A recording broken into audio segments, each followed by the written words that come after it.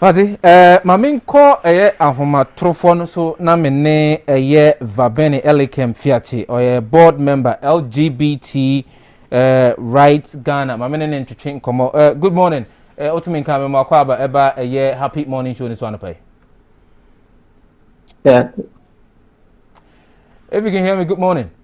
Good morning. I trust you're well. Yeah. Good morning. Hope you are doing well. I'm doing well, thank you. A quick one. What do you make of the conversation so far about LGBTQI plus in the country? The proponents of the bill that seems to criminalize LGBTQI activities in Ghana, and those who are opposing that particular bill. What do you make of the ensuing conversation thus far? Unfortunately, it is just that Ghana is running backwards, going to pass a hate bill to criminalize people's existence. The truth over here is that if we all may agree, Ghanaians are very hospitable and loving and caring, that even if you fall on the street, people would actually run to your rescue before they will be thinking about who you are, your color, your sexuality, your tribe, and your gender. So a parliament that is sitting down and now developing a bill for ordinary Ghanaians to base on that and become hateful to people from different families and their own families is just inappropriate. It's a misplaced priority for Ghana at the moment. A quick one, Babene. You say the parliament is going to pass a hateful bill.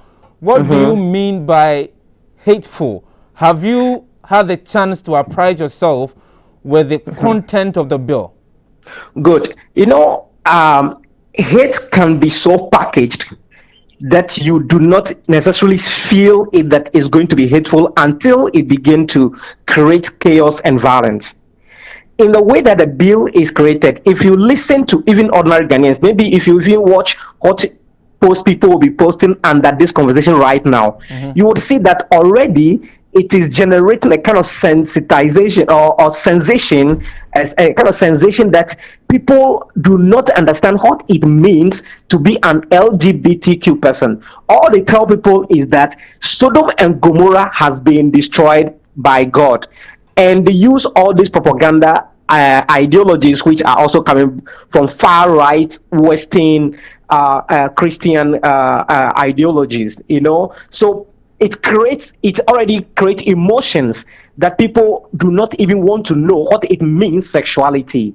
So a bill that is actually saying that unnatural sex and unnatural sex, defining it as anything apart from vaginal penile penetration, which they are constantly mentioning anal sex, is telling people that all about LGBTQ plus is about sex.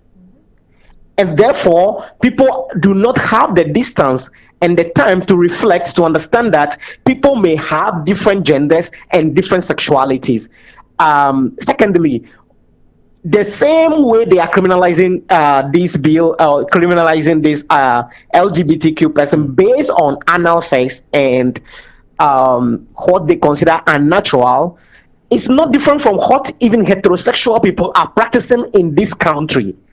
There are heterosexuals who practice anal sex, and also they use the idea that LGBTQ plus is actually going to be against procreation, or is going to defile the idea of procreation. However, there are heterosexuals who do not procreate, who do not give birth, whether by based on any biological complication, health issues, or even personal decisions. And yet an LGBTQ person can have a child of their own. Two quick questions that I'd like to ask.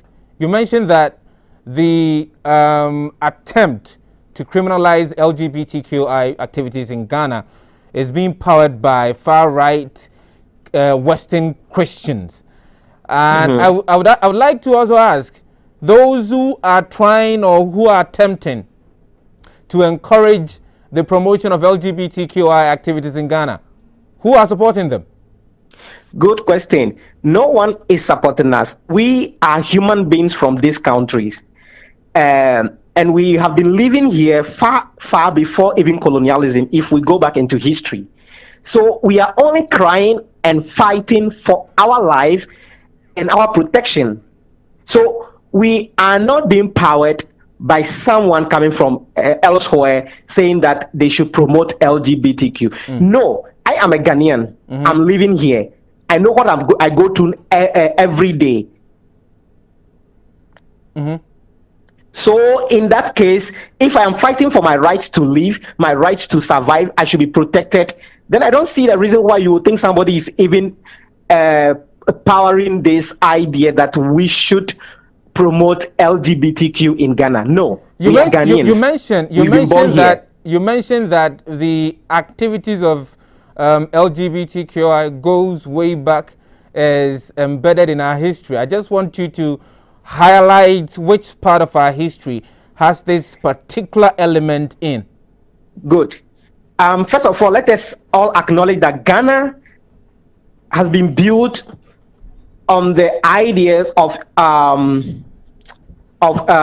unity in diversity, which means that Ghana never existed in itself. It is different cultures, traditions that came together to make this country as an independent state. So let's go back to Nzima. There is a research recorded and published by Italo, an anthropologist called Italo, in the 1970s, referencing. Are you talking about Agonwale? Are you talking about Italo Sonyeni? Yes, Agonwale Ajale marriage. In his research, it was revealed that among the Nzima people, there were marriages among male, man-to-man marriages. Whether there was a sexual relationship or not, they acknowledged that there was a marriage, that you pay bride price for a man pay bride price for a man. And I will encourage Ghanaians to actually go back to read on that.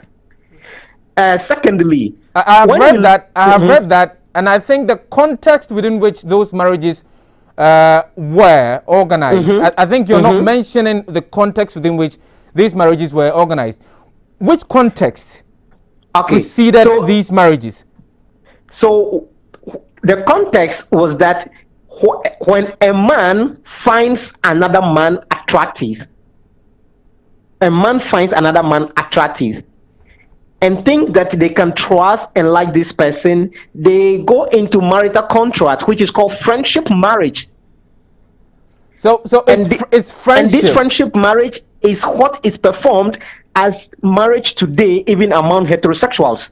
Now, in the research, if we continue the research, there were examples of people who got married to younger people and lived together, even after they got married again to a woman. My final question to you, I think we'll have some other time, we'll have enough period to actually have a deeper conversation regarding this particular historical antecedent that you're making mention of. But my final question will be, what would you do if the bill finally goes through Parliament and Parliament agrees that it becomes a law?